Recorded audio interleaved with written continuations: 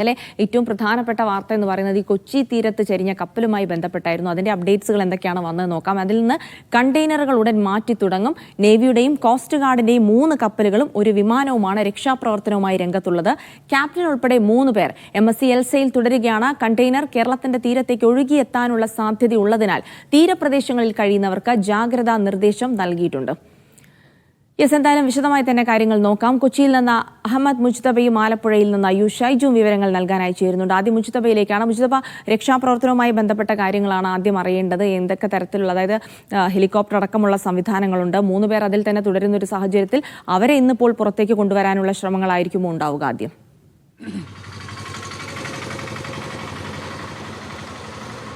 ഇന്നലെ തന്നെ 21 പേരെ രക്ഷപ്പെടുത്തിയിരുന്നു. ബാക്കി 3 പേർ കപ്പലിൽ സുരക്ഷിതരായാണ് ഇരിക്കുന്നത്. അവർ കപ്പലിൽ തന്നെ തുടരുന്നത് കപ്പലിൻ്റെ ഒരു പ്രധാനപ്പെട്ട പ്രവർത്തനങ്ങൾ ഏകോപിപ്പിക്കുന്നതിന് വേണ്ടിയാണ്.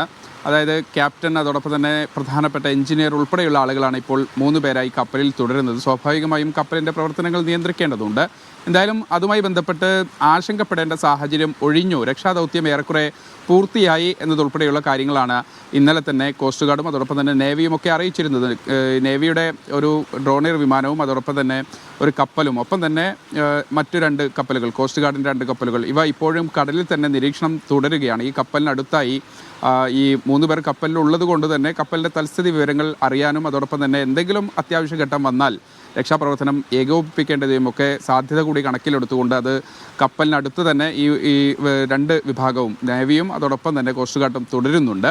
ഏറ്റവും പ്രധാനപ്പെട്ട ഒരു കാര്യം, അതിൽ നിന്ന് ഈ കപ്പലിലെ ആശങ്ക ഒഴിഞ്ഞിട്ടുണ്ട് എന്ന് ഇന്നലെ തന്നെ വ്യക്തമാക്കിയിരുന്നു. അതായത് ആ ചെരിഞ്ഞ സ്ഥിതിയിൽ നിന്ന് കൂടുതൽ ചെരുവിലേക്ക് കപ്പൽ പോയിട്ടില്ല എന്നുള്ളത് ആശങ്ക ഒഴിവാക്കിയിരിക്കുന്ന ഒരു സാഹചര്യമാണ്. ഒപ്പം തന്നെ ഇപ്പോൾ കടലിലേക്ക് ഒരു 6 മുതൽ 8 മുതൽ കണ്ടെയ്നറുകൾ പതിച്ചിട്ടുണ്ട്. ഒപ്പം തന്നെ ഈ കപ്പലിൽ ഇനി ആ കപ്പൽ പൂർവ്വസ്ഥിതിയിലാക്കണമെങ്കിൽ ചില കണ്ടെയ്നറുകൾ അതിൽ നിന്ന് മാറ്റാനുമുണ്ട്. അങ്ങനെയുള്ള പ്രവർത്തനങ്ങൾ ഏകോപിപ്പിക്കാനാണ് ഇന്നിപ്പോൾ കോസ്റ്റ് ഗാർഡും അതോടൊപ്പം തന്നെ നേവിയും ഒക്കെ ലക്ഷ്യമിടുന്നത്. ആ പ്രവർത്തനങ്ങളാണ് ഇന്നും ഉണ്ടാവുക. നിലവിൽ ഏത് തരത്തിലാണ് അത് നീക്കം ചെയ്യുക എന്നുള്ളൊരു രൂപത്തിലേക്ക്, ഒരു അന്തിമ രൂപത്തിലേക്ക് എന്തായാലും അധികൃതർ കടന്നിട്ടില്ല. പക്ഷേ ഇന്ന് ഈ കാലാവസ്ഥ കൂടി ശരിയാവുന്നൊരു മുറയ്ക്ക് ഫീഡർ കപ്പലുകൾ എത്തിച്ചുകൊണ്ട്, ഇത് തന്നെ ഒരു ഫീഡർ കപ്പലാണ്. MSC എന്ന് പറയുമ്പോൾ ഈ തൂത്തുക്കുടിയിൽ നിന്നും വിശാഖപട്ടണം, ഈ നമ്മുടെ വിഴിഞ്ഞം, അതോടൊപ്പം തന്നെ ഫോർട്ട് കൊച്ചി ഉൾപ്പെടെയുള്ള ഭാഗങ്ങളിൽ സർവീസ് നടത്തുന്ന പ്രധാനപ്പെട്ട ഫീഡർ കപ്പലുകൾ ഒന്നാണ്. അതുകൊണ്ട് അത് സ്വാഭാവികമായും അത്തരം ചില കപ്പലുകൾ എത്തിച്ചുകൊണ്ട് അതിലേക്ക് ഇതിനകത്തുള്ള കണ്ടെയ്നറുകൾ മാറ്റുക, അതിനുശേഷം വീണ്ടും കൊച്ചി തീരത്തേക്ക് അടുപ്പിക്കുക എന്നുള്ളതാണ് ഇപ്പോഴുള്ളൊരു പ്ലാൻ. പക്ഷേ അത് ഇംപ്ലിമെൻറ്റേഷൻ ഘട്ടത്തിലേക്ക് കടന്നിട്ടില്ല. ഇന്ന് അത് സംബന്ധിച്ച നീക്കങ്ങൾ ഉണ്ടാകുമെന്ന് ഇന്നലെ തന്നെ കോസ്റ്റ് ഗാർഡ് പറഞ്ഞിരുന്നു. എന്തായാലും കപ്പലിലെ ജീവനക്കാർ, 24 ജീവനക്കാരുണ്ടായിരുന്നതിൽ 21 പേരെയും സുരക്ഷിതമായി ഇന്നലെ തന്നെ എത്തിച്ചിരുന്നു. ബാക്കി 3 പേർ രക്ഷപ്പെടുത്താൻ കഴിയാത്തതല്ല, മറിച്ച് കപ്പലിൻ്റെ സാധാരണ പ്രവർത്തനങ്ങളെ ഏകോപിപ്പിക്കുന്നതിന് വേണ്ടി അതിൽ തുടരുകയാണ്. എന്തായാലും ഇതിൽ നിന്നുള്ള ഈ മറൈൻ ഓയിൽ, അതോടൊപ്പം തന്നെ വെരി ലോ സൾഫർ ഓയിൽ ഉൾപ്പെടെയുള്ള ഈ ഇതിനകത്തുള്ള കണ്ടന്റ് അത് പടരാതിരിക്കാനുള്ള ജാഗ്രതയും ഇതോടൊപ്പം തന്നെ പുലർത്തുന്നുണ്ട്.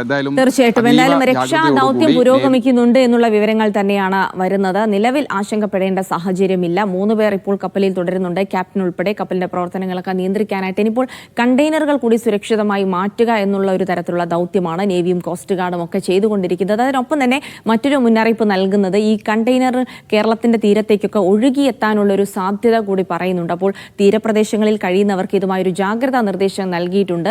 ആലപ്പുഴയിൽ നിന്ന് ഷൈജു കൂടി വിവരങ്ങൾ നൽകും. ഷൈജു, നിലവിൽ ഈ കണ്ടെയ്നറുകൾ തീരപ്രദേശങ്ങളിലേക്ക് എത്താനുള്ള സാധ്യത, സ്വാഭാവികമായിട്ടും തീരപ്രദേശത്ത് താമസിക്കുന്ന ആളുകൾ ജാഗ്രത പാലിക്കണം. ഇത്തരം കണ്ടെയ്നറുകൾ കണ്ടാൽ അത് തുറന്നു നോക്കരുതെന്നൊക്കെ പറഞ്ഞിട്ടുണ്ട്. മറൈൻ ഗ്യാസോലിനും ഹൈ ഡെൻസിറ്റി ഡീസലും ഉൾപ്പെടെയുള്ള കാര്യങ്ങളൊക്കെയാണ് അതിലുള്ളത്. അപ്പോൾ സ്വാഭാവികമായിട്ടും അത്തരത്തിലുള്ള എന്തൊക്കെ മുന്നറിയിപ്പുകൾ കൂടിയാണ് തീരദേശവാസികൾക്ക് നൽകുന്നത്?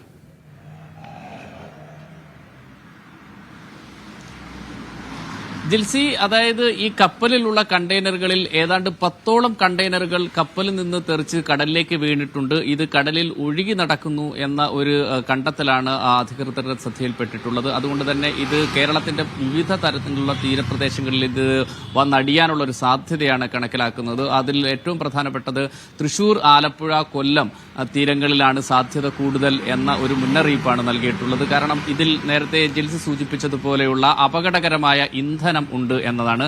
ആ ഇന്ധനം ഏതെങ്കിലുമൊക്കെ തരത്തിൽ ചോർന്ന് കടലിലേക്ക് വരും എന്ന ഒരു ഭയമുണ്ട്. അതോടൊപ്പം തന്നെ അത് ആ അർത്ഥത്തിൽ ഈ കണ്ടെയ്നറുകൾ ഒഴുകി കരയിലേക്ക് എത്തും. കരയിലേക്ക് എത്തിയാൽ സ്വാഭാവികമായും കൗതുകത്തിന് നാട്ടുകാരെ സംബന്ധിച്ചിടത്തോളം ഇതിലേക്ക് വന്നടുക്കാനും ഇത് തുറന്നു നോക്കാനോ തൊട്ടു നോക്കാനോ ഒക്കെ ഉള്ളൊരു സാധ്യതയുണ്ട്. അതുകൊണ്ട് ഒരു കാരണവശാലും ഇതിൽ തൊടാനോ മറ്റേതെങ്കിലും തരത്തിൽ ഇതിലേക്ക് അടുക്കാനോ പാടില്ല. മാത്രമല്ല ഇത് കലങ്ങി വരുന്ന വെള്ളം അതുപോലും സ്പർശിക്കാനുള്ള സാധ്യത ഉണ്ടാവരുത് എന്ന നിർദ്ദേശം ദുരന്ത നിവാരണ അതോറിറ്റി എല്ലാ ജില്ലാ ഭരണകൂടങ്ങൾക്കും നൽകി. അതിന്റെ അടിസ്ഥാനത്തിൽ ആലപ്പുഴയിലും കളക്ടർ കർശന ജാഗ്രതാ നിർദ്ദേശമാണ് നൽകിയിട്ടുള്ളത്. ആലപ്പുഴയെ സംബന്ധിച്ചിടത്തോളം നിലവിൽ മഴയുള്ളതുകൊണ്ട് തന്നെ തീരപ്രദേശത്ത് കനത്ത ജാഗ്രതാ നിർദ്ദേശമുണ്ട്. ചില സ്ഥലങ്ങളിൽ ഒറ്റപ്പെട്ട കടൽക്ഷോഭങ്ങളൊക്കെ അനുഭവപ്പെടുന്ന ഒരു സാഹചര്യമൊക്കെ നിലനിൽക്കുന്നത് കൊണ്ട് തന്നെ നിലവിൽ തന്നെ ജാഗ്രതാ നിർദ്ദേശമുണ്ട്. മത്സ്യബന്ധനത്തിനൊക്കെ ഉള്ള ജാഗ്രതാ നിർദ്ദേശങ്ങൾ നിലനിൽക്കുമ്പോൾ തന്നെയാണ് വലിയ ഒരു ഹെവി അലർട്ട് നൽകിയിട്ടുണ്ട്. വലിയ ഒരു ജാഗ്രതാ നിർദ്ദേശമാണ് ഇപ്പോൾ ആലപ്പുഴ തീരത്തെ സംബന്ധിച്ചിടത്തോളം ഉള്ളത്. കടൽത്തീരത്തേക്ക് ആരും പ്രവേശിക്കാൻ പോലും പാടില്ല എന്ന നിർദ്ദേശം നൽകിയിട്ടുണ്ട്. കാരണം ആലപ്പുഴ കടലോരത്തെ സംബന്ധിച്ചിടത്തോളം ഒരു വിനോദസഞ്ചാര കേന്ദ്രം കൂടിയാണ്. അതുകൊണ്ട് തന്നെ അതിന്റെ ഒരു സീസൺ കൂടി നടക്കുന്ന സാഹചര്യത്തിൽ അവിടേക്ക് ആളുകൾ എത്തരുത് എന്ന ഒരു നിർദ്ദേശം ഇപ്പോൾ കർശനമായി നടപ്പിലാക്കുകയും ചെയ്യുന്നുണ്ട്. അതിനു വേണ്ടിയിട്ട് ജില്ലാ വിനോദസഞ്ചാര വകുപ്പ് അക്കാര്യത്തിൽ ജാഗ്രതയോടുകൂടി പ്രവർത്തിക്കുകയും ചെയ്യുന്നുണ്ട്. ഏതെങ്കിലും തരത്തിൽ കണ്ടെയ്നറുകളോ അതിന് സമാനമായ എന്തെങ്കിലും കാര്യങ്ങൾ കടലോരത്ത് കണ്ടു കഴിഞ്ഞാൽ അത് പോലീസിനെ വിവരം അറിയിക്കണം. അത് 112 112 വിളിച്ച് വിവരം അറിയിക്കണം എന്ന നിർദ്ദേശവും ജില്ലാ കളക്ടർ നൽകിയിട്ടുണ്ട്. അതനുസരിച്ചിട്ടുള്ള ഒരു കർശന ജാഗ്രതാ നിർദ്ദേശമാണ് ആലപ്പുഴ തീരത്തുള്ളത്.